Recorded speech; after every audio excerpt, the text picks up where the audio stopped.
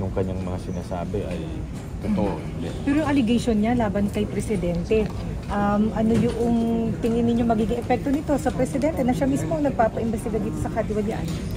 Mahirap mag-comment ngayon. Ano? I have to look at the video, I have to decipher yung video, but definitely seryoso yung kanyang mga sinasabi, pero hindi rin natin matiyak kung totoo yung kanyang sinasabi. Pero as to the validity, Senator, dapat dito niya gawin ba yung statement niya o dapat para sa akin ang basic, kung ikaw ay walang tinatago, dapat nandito ka physically. Harapin mo itong mga tanong, pumunta ka dito sa hearing at harapin mo yung mga akusasyon sa iyo, hindi yung nagtatago ka tapos gagawa ka ng video tapos ano-ano yung sinasabi mo. No? I think yung physical presence, yan ang pinaka-importante na magbibindicate sa iyo. Sir, dapat maintindihan kung yan talaga ay siya o AI. Oo, marami pa nga. May nagsasabi rin na artificial intelligence.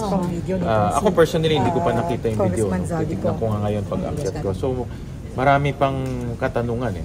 But definitely, kung ano man yung sinasabi niya, mabigat yung kanyang sinasabi. Kaya dapat talagang kilatisin mabuti yung kanyang sinasabi. At also yung legalidad ng kanyang sinasabi dahil nasa abroad siya eh. Hindi natin alam kung legal ba yung kanyang ginagawa or meron ba kaharap pa yung embassy. So maraming ganyan mga. Pero what does that make about the fight against corruption? Kung sinasabi niya mismo si Pangulo to yung nagpa-insert ng 100 billion pesos I don't want to comment budget on that dahil first of all, yung mga like I said, no, hindi natin alam kung totoo yung sinasabi niya. I really don't know. I have to see the video and have to analyze it. But what is the credibility? Too early to say kung ano yung mga sinasabi. Pero sa naging part ka ng tanong dito kampanya, ay di ba? totoo kaya Binito ba nga ni o merong Presidente ganung marami- insertion na Yes, alam ko marami rin binito si Presidente at that time, almost 100, if I'm not mistaken, and naalala ko, 160 billion plus. No? So, I have to check that again. Kaya nga, ito lahat dapat tignan in the entire context. Hindi lang pwede yung sinasabi niya, but also yung mga nangyari sa BICAM at nangyari nung last budget hearing. What do you Senator make of Richard, his- so bilang chairman ng Finance Committee, titingnan ninyo, i-verify niyo yung sinasabi niya na insertion, kung totoo na nagkaroon ng insertion na ganung amount sa 2025 budget? Well, hindi ko tinignan na yung mga huling budget. No? Tinignan ko lang yung mga amount sa iba-ibang sector. Pero tingnan ko rin kung pwedeng, kung i-validate ko rin yung mga sinasabi niya. No? Meron siyang sinabi na 100 billion, i-validate rin natin. Kung meron talagang ganyan. Maraming things to validate. Sir, what do you make of his accusations na ginagawa siyang poster boy sa fight against corruption? I cannot comment on that until I see the video, until I validate his statements. Pero sa dapat ba maging maingat ang publiko sa pag-appreciate ng mga ganitong pahayag dahil baka may mga ang intention ng talaga gulungin ang issue? Yun na nga eh. Kailangan talaga maging maging maingat dahil siyempre may mga tao rin gagamitin itong sitwasyon para sa kanilang sariling interest. Nakita naman nangyari sa Mendiola, nagkakagulo, nagbatuhan. So gagamitin ng mga ganitong grupo itong sitwasyon para manggulo, no? At magkaroon ng gulo sa ating bansa. Kaya dapat ingat tayo. Sabi po ninyo, dapat nandito si Zaldico para ma-validate yung mga sinasabi niya, dito niya panampaan. Si dating Yusek Bernardo, nandito siya eh. So, paano niyo bibigyan biyat yung kanyang mga sinabi? Like, idinabot niya pati sina dating Senator Grace Poe, Defense Secretary Sani Angara. Yun sa kanya ay, yan ang difference, no? Si Mr. Bernardo, dating Yusek Bernardo, nandito physically, nag-execute ng affidavit physically, nag-execute ng affidavit sa harap ng DOJ. So, mabigat rin yung kanyang mga akusasyon. Pero ito ay yung kanyang akusasyon, importante rin may ebidensya. So, titignan rin yan lahat. Sir, sorry, pakipaliwanag lang. Sabi niyo mabigat yung accusations na sinabi ni Zaldico. Though we're not sure about the veracity of it, sir. Hindi ko pa alam eh. I don't even know kung totoo ba siya ba yun or may nagsasabi artificial intelligence. So we need to really validate. We have to validate. Pero sir, would you agree na imposible hindi alam ng Pangulo yung changes sa budget? Kasi Pangulo siya eh. I have to check the budget eh. I have to check the budget kung talagang mayroong ganun eh. Yun ang hindi ko pa alam kung meron ba talagang 100 billion na pumasok doon. I really don't know. I have to check. Sir, but the encouragement po kay Zaldico is humarap na lang, pumunta yun ang aking suggestion sa kanya, pumunta na lang siya dito dahil yung kanyang medical certificate, hindi naman valid, January pa yon. So wala naman siyang dahilan bakit hindi pumunta dito. Di ba Sir, yung sayang? pagsasalita niya, hindi kaya makakayanig sa Marcos Well, pumunta siya administration? dito kung talagang paninindigan niya yung kanyang sasabihin, pumunta siya Sir, dito. via Zoom, hindi nyo Hindi ako papayag Zoom. Kasi But at least you can ask him It was not questions, sir. bad precedent Zoom. Madaling magsalita sa Zoom, madali kang magsinungaling. Walang accountability, wala Hindi ka niyo dito. makokontempt. But you can still Hindi ask mo questions, siya. sana, sir. But you can still ask No, questions. dapat pumunta siya dito physically. Napag-usapan You have niyo ba nothing yan to sa hide. caucus, sir? Kasi parang may nagbanggit na napag-usapan ninyo sa caucus yung pag-invite sa kanya at least via Zoom? Was that even Napag-usapan considered? naman and most members, not most, almost all members talagang suggestion dito pumunta. Okay. So, Pero yung hindi subpoena, pwedeng- sir, sa next hearing pa.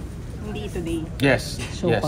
Depende, conditional, no? Dahil pag-uusapan pa natin kung itutuloy o hindi itutuloy yung itong Blue Ribbon. The subpoena is for him to attend the next hearing. Kung may next hearing, Yes. kaya sinabi ko conditional. But the subpoena will be issued. Tama po ba? Kasi hindi na siya umatende. Yeah, yes, it will be issued. And then, pero conditional kung magkakaroon pa ng next hearing. Pag-uusapan namin yun. At kung magkakaroon, hindi pa rin humarap, pwede na makontempt. Contempt, correct. At i-issue na ng warrant of Yes, arrest. so subpoena, then ipapa-show cause, then contempt. Sir, same din kay Sir, Orly niyo ba, Gutesa, sir, magpakita kailangan rin. bang imbitahin si na Secretary Angara dito sa pagdinig, former Senator Baspo, yung ba mga nabanggit? Pag-usapan muna namin mabuti kung magkakaroon pa ng next hearing.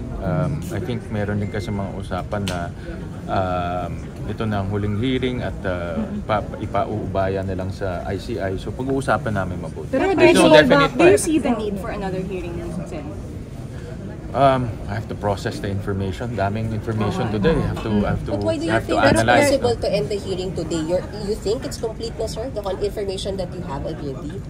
I have to process the information. Ang daming information, sabay-sabay lumabas so I have to really process it. Okay, isa na It's lang. too early to make Credible any ba, sir, comments. si Yusek Bernardo? Credible ba siya? Well, para sa akin, the mere fact na nandito siya, that's a sign of good faith. So, that's a good step. Maraming accusations doon, kailangan masubstantiate. Kaya lang kasi ang dami niyang detalye sa mga senador, former senator, pero sa mga congressmen limited. Yun na nga no? Isa pa yun, no? Kaya nga kailangan talagang mapag-aralan mabuti. Ngayon ko lang nakita yung affidavit, so it's very hard to comment and say how to move Sir, forward. tama ba pag nag-start na yung preliminary? Pag-aralan muna namin tong affidavit. Affidavit to so pag-aralan muna natin. Sir, tama ba na pag-usapan pag nag-start na yung preliminary investigation, stop na itong hearing ng Blue Ribbon?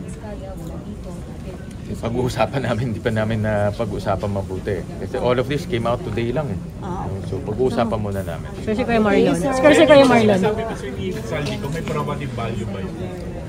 Tingnan ko muna. Panoodin ko muna yung video. Hindi ko pa nakikita yung video. Andito ako sa hearing So panoodin ko muna yung video. Sir, same din kay Orly Gutesa, last na lang po na magpakita na rin po. Yan ang maganda kasi nagbigat rin ng mga accusations niya pinalangaanan niya si speaker at iba pa. So mas maganda pumunta Is siya. there a reason to be worried about his whereabouts? Bigla na lang siya nakakaya. I don't know where he is. No? There'll be 1,000 reasons. Hindi ko alam. Sir, may 900 million daw na allocable sa NEP 2025 kasi according to The way I understand yung allocable, kasi dun sa hearing pinag-usapan natin to, mahaba, is lahat ng distrito, depending on the size and population, nagbibigay sila ng project. And depending on the need. So yun ang understanding ko sa allocable. At yung allocable na yun ay nagkakaroon ng consultation with the congressman and also the LG. May percentage daw sir. So was it Oo nga. kasama po ba yun sa nabawas na budget? Yes, tinanggal namin yun based on the CMPP. Kaya 53 billion ang natanggal sa DPWH. Okay?